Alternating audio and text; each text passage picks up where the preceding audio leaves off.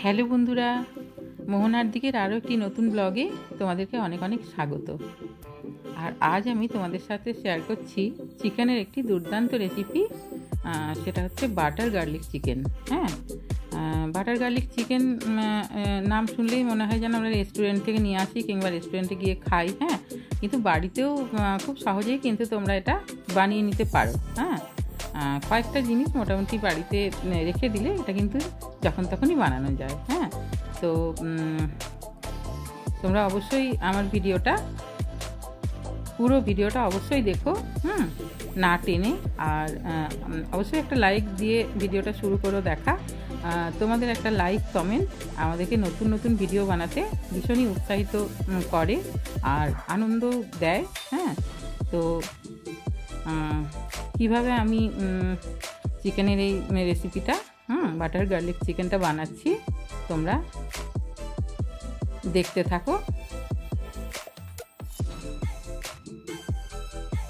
প্রথমে আমি এখানে ব্রেস্ট পিসের টুকরো কেটে নিয়েছি। আমি নিজেই কেটে নিয়েছি। হ্যাঁ, নিয়ে তারপরে এখানে আমি দিয়ে দিয়েছি কর্নফ্লাওয়ার।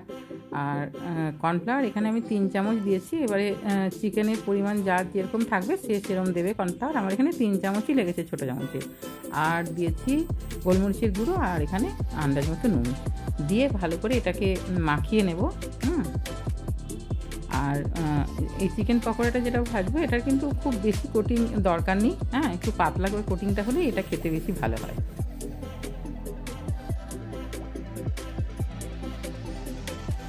আর বাকি দেখো এখানে আছে চিকেন স্টক। হ্যাঁ, চিকেনটা সেদ্ধ করে নিচ্ছি, আমি একটু স্টক বানিয়ে নিয়েছি। আর এখানে আছে রসুন কুচি। হ্যাঁ, আর এখানে চিলি ফ্লেক্স রেখেছি। আর এখানে পার্সলে পাতা কুচিয়ে রেখেছি। হ্যাঁ, আর এখানে অরিগেনো লাগবে। অরিগেনোটা আমরা অনলাইনে এটা অর্ডার করেছিলাম অরিগেনোটা। হ্যাঁ, আর এখানে আছে বাটার। হ্যাঁ, বাটারটা তো অবশ্যই লাগবে। তো প্রথমে দেখো আমি পর্যাপ্ত পরিমাণ তেল দিয়েছি, দিয়ে তারপরে চিকেন পকোড়াগুলো ভেজে নেব। আর এই তেলটা কিন্তু আমার পরে আর লাগবে না। হ্যাঁ, পকোড়াটা ভাজার পরে কিন্তু তেলটা আমি তুলে রেখে দেবো। হ্যাঁ, তো পকোড়াটা তো তেল কম দিয়ে তো ভাজা যাবে না, সেই জন্য পকোড়াটাকে একটু ভালো করে ভেজে নিতে হবে।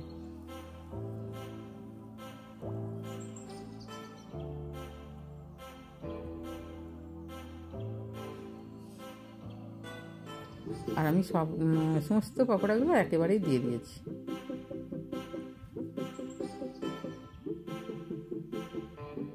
দিয়ে উল্টে পাল্টে ভেজে নেবো। তবে এই পকোড়াটা কিন্তু এমনি যে চিকেন পকোড়া হয় সেরকম মুচমুচে করে লাল লাল করে ভাজার দরকার নেই। হ্যাঁ, মোটামুটি একটু কালার চেঞ্জ হয়ে যাবে। আর উপরের কোটিংটা মোটামুটি একটু ভাজা ভাজা হবে, তখনই কিন্তু এটা তুলে নিতে হবে। হ্যাঁ, খুব বেশি যে এটা লাল লাল করে ভাজতে হবে সেরকম না।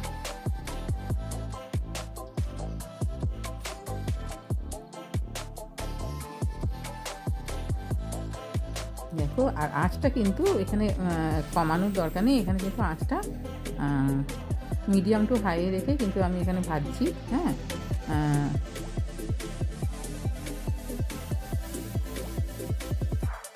দেখো কালারটা চেঞ্জ হয়ে গেছে। এবারে এগুলিকে আমি তুলে নেব। তেলটা ছেঁকে এখানে এগুলিকে আমি তুলে নিচ্ছি, চিকেন পকোড়াগুলি। তুলে নিয়ে তারপর যে তেলটা আছে সেটা আমি ঢেলে রেখে দেবো। এই তেলটা লাগবে না আমার। হ্যাঁ,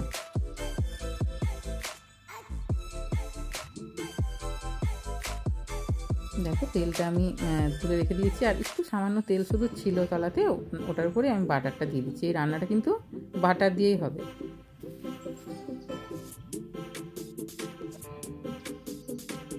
আর বাটারটা একটু গলতে দিয়েছি। তারপর এর মধ্যে দেব রসুন কুচি। আর এখানে আমি 2টো রসুন কুচিয়ে রেখেছি। তো তোমরা চিকেন যার যেরকম থাকবে সেরকম রসুনটা দেবে। হ্যাঁ, তবে আমি রসুনটা একটু এখানে বেশিই দিয়েছি।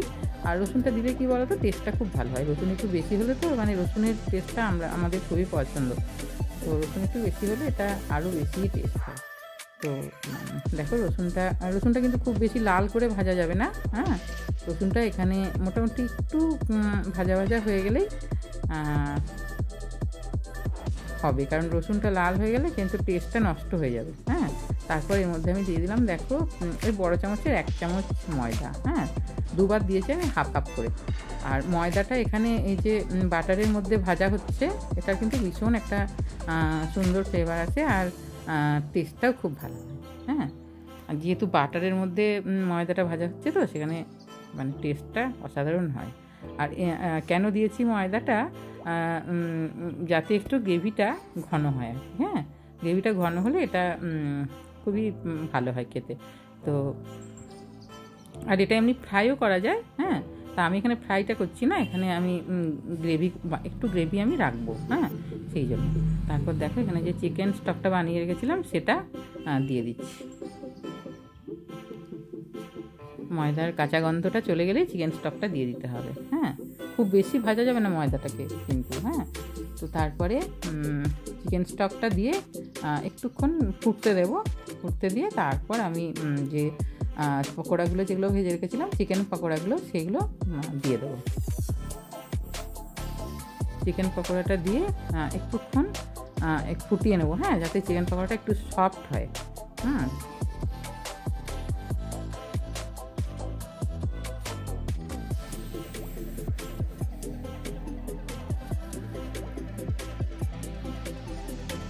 তারপর দেখো এখানে দিয়ে দিলাম চিলি ফ্লেক্স। হ্যাঁ, এবারে চিলি ফ্লেক্সটা দিয়ে তারপরে একটু নেড়ে চেড়ে নিচ্ছি আমি।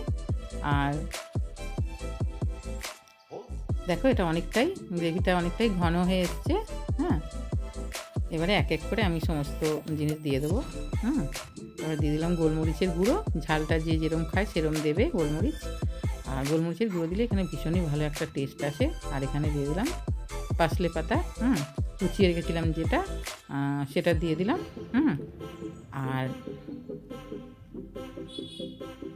আর দেবো এখানে অরিগ্যানোটা কিন্তু এখানে অবশ্যই দিতে হবে। হ্যাঁ, আর অরিগ্যানোটা বাজারে তোমরা পেয়ে যাবে, আর যদি না পাও তাহলে কিন্তু এটা অনলাইনে নিয়েছি আমরা। তো দেখো এখানে আমি 1 চামচ মতো দিয়ে দিলাম। দিয়ে তারপরে একটু মিশিয়ে নিচ্ছি। তারপরে এটা গ্যাসটা অফ করে তারপর আমি এটাকে রেস্টে রেখে দেবো।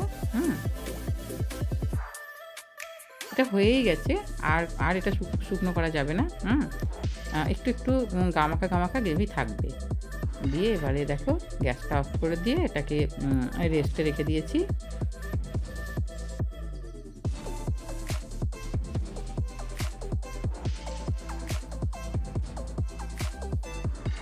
এটা হয়ে গেছে। হ্যাঁ, এবার নামিয়ে তারপরে একটা বোলের মধ্যে আমি দেখো নিয়ে নিচ্ছি। হ্যাঁ, ঢেলে দিচ্ছি এখানে। তো অসাধারণ টেস্টি একটা চিকেনের রেসিপি। তোমরা অবশ্যই আমি যে প্রসেসে বানিয়েছি সেই প্রসেসে একবার বানিও, তাহলে কিন্তু আর রেস্টুরেন্টে যাওয়ার দরকার নেই, আর রেস্টুরেন্ট থেকে অর্ডার করারও দরকার নেই। হ্যাঁ, যখনই আমরা এইসব বাটার গার্লিক চিকেনের এইসব পদগুলো হয় তখনই মনে হয় যেন বাইরে থেকে অর্ডার করব, কিন্তু না, বাড়িতেই যদি আমরা বানিয়ে নিতে পারি তাহলে শুধু কেনই বা অর্ডার করতে যাবে। হ্যাঁ, তো দেখো কি অপূর্ব দেখতে হয়েছে, খেতেও কিন্তু সেরমই হয়েছে। তো এইভাবে তোমরা বাড়িতে বানিও, আর দেখবে সকলেই ভীষণই প্রশংসা করবে। আর এটা ফ্রাইড রাইস, তারপরে নান, এগুলির সাথে কিন্তু ভীষণই ভালো যায়।